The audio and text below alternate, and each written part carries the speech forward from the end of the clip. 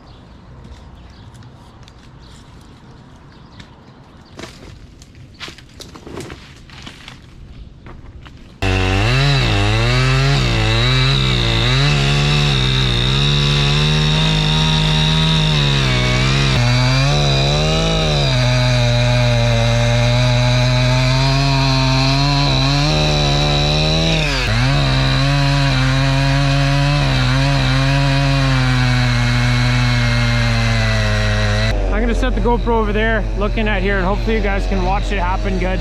But basically I'm just going to tension this strap up, not too hard, and that's going to keep it from falling over onto the bins or the augers, and hopefully for sure not on the gas tanks. Loader's over there. He's almost got that triangle shape cut out, which is going to allow the tree to fall this way.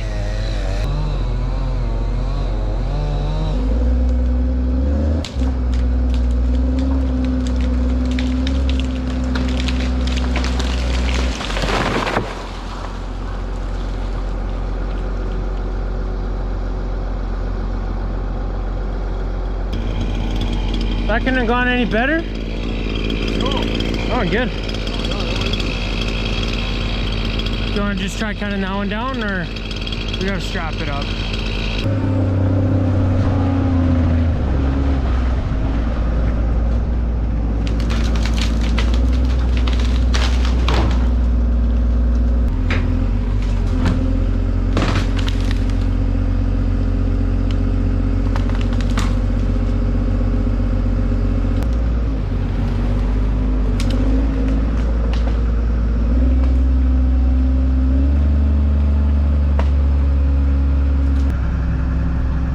Big heavy tree. You can feel the weight on the loader.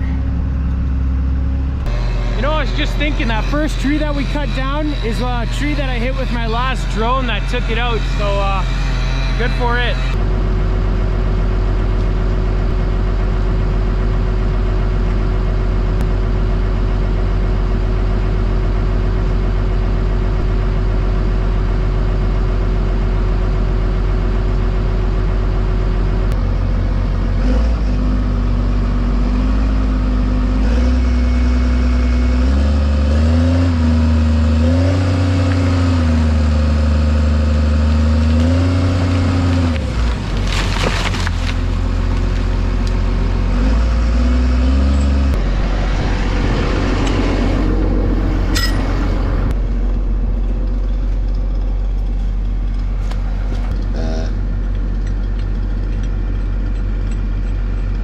Well guys, those trees fell down pretty good. My dad is using a wheel loader. He's cleaning up some of the branches there.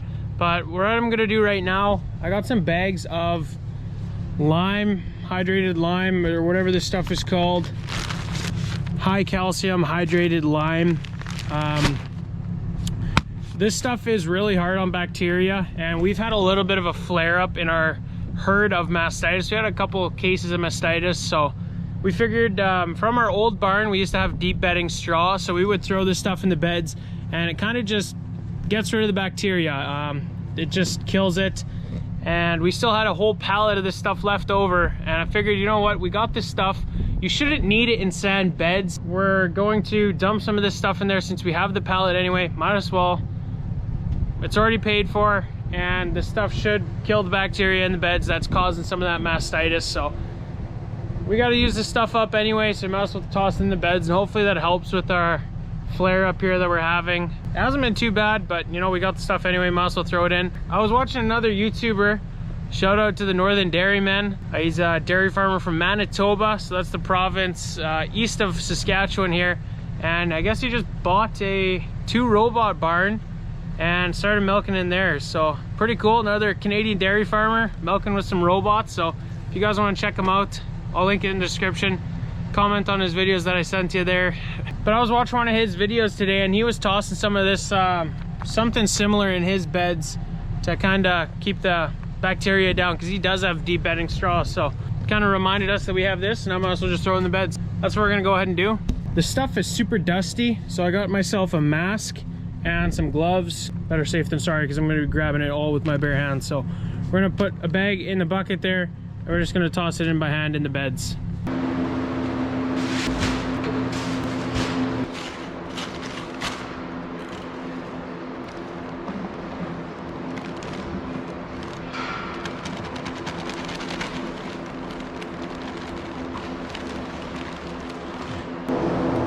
So the sand beds, they're kind of a little bit moist, and you can tell there's some bacteria if you dig all the way down. Kind of gets a bit darker, a bit moist, so tossing some of this stuff in there will definitely help. I just put it in the pail because it's a lot easier to grab it out of the pail than the bag. And just about a handful per pen.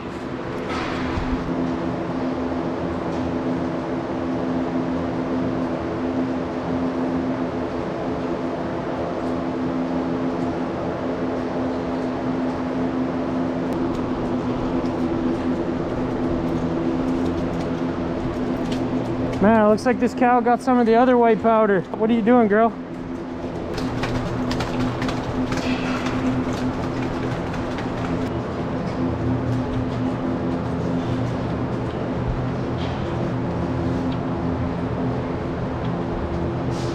What I'm gonna do now, I just finished spreading all this stuff in the beds. I only used 1 pail, so we'll use 1 bag for the entire barn, I guess. It's pretty potent stuff, so we don't need a whole lot. I'm gonna hop in the Bobcat with the bed tiller here. They just got tilled. I missed them. They were done by the time they let the cows back in, because we were cutting those trees down. But it's not gonna bug the cows too much, I think, to run this through their group right now. I think it would work really good to till up that powder in the sand right away and get it in contact with as much bacteria as possible right off the bat. It's not necessary, I don't think, but in theory that should work pretty good, I think. So we're gonna go and do that.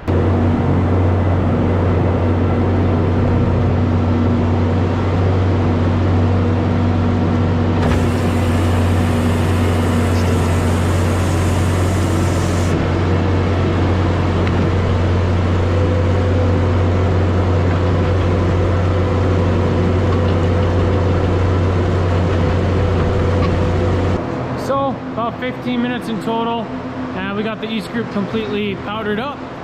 I'll wait to do the west side until he chases the cows out, starts scraping, and then he can just bed bust it. The guy who's scraping during this afternoon's milking here.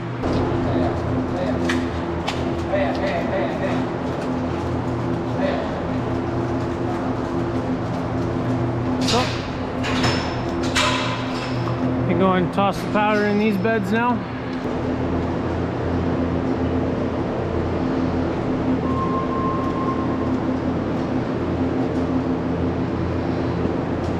So now the west side is done as well.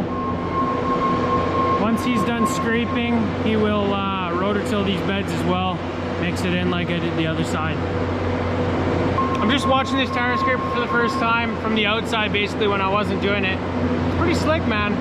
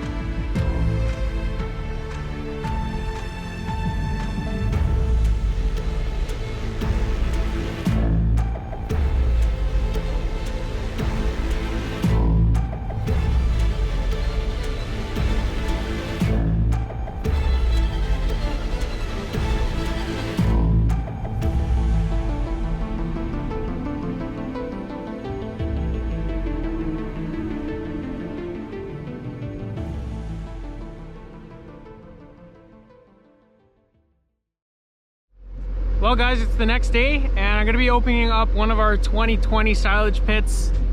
This is alfalfa silage. We're currently not feeding any alfalfa to the cows at all because we don't have a pit open.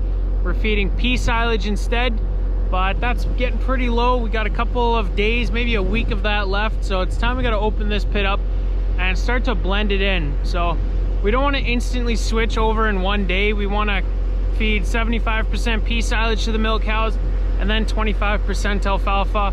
And then after a couple days, we'll feed 50-50 and then 75% alfalfa, 25 pea silage. And then after about a week or maybe 10 days, we'll feed 100% the alfalfa silage. You don't want to switch over instantly. That's kind of hard on the cows. It might knock them off of the milk. So we're gonna open this up when there's still a little bit of pea silage left, and then we can start to blend it in like that. Kind of keeps the cows on the milk better, and you just have, it's easier on the cows like this. So we're gonna start by moving the tires, and then you guys can see it looks like all straw, but that's just straw that blew over when the tub grinder was here. Our straw pile's over there, and when he's grinding it up, it blows a lot of the time, and it blowed all over the snow here. So I'm gonna first move the tires up here. We're gonna cut the plastic, and then I'm gonna pull all of the snow away with the wheel loader there, get it kind of cleaned up and nicely opened up here.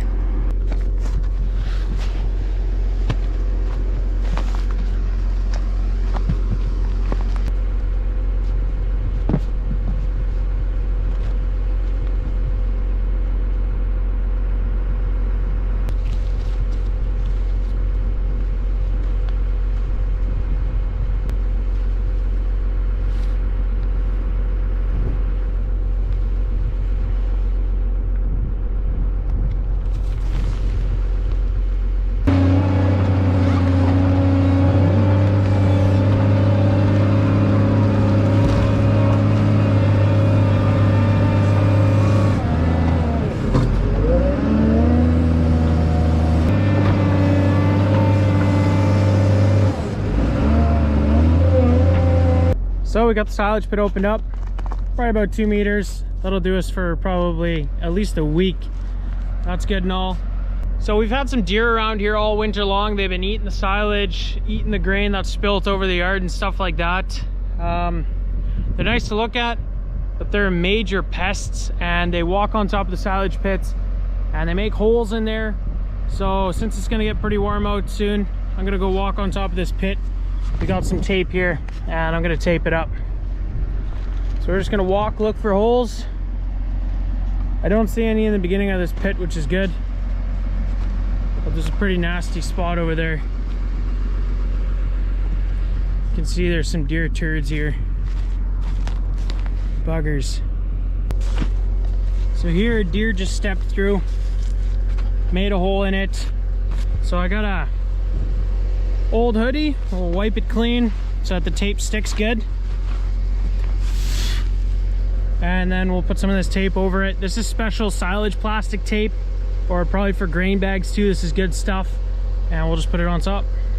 The reason why there can't be any holes in the whole way a silage pit works basically is you put plastic over top of this pile of forage and you keep the oxygen out. As soon as a hole is punctured in the pit, oxygen gets in, it starts to rot away the silage in there.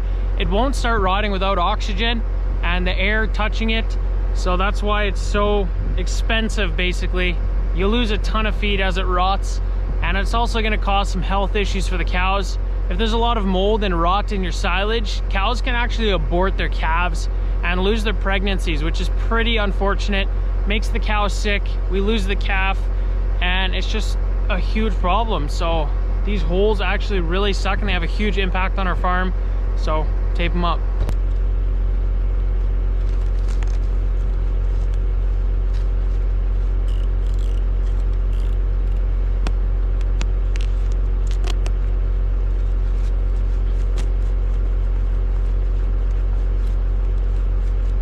So this is a pretty horrible spot. You'd almost just grab a new piece of plastic, but can't really do that. It's too much ice and dirt and everything. I don't know if it will even have enough tape.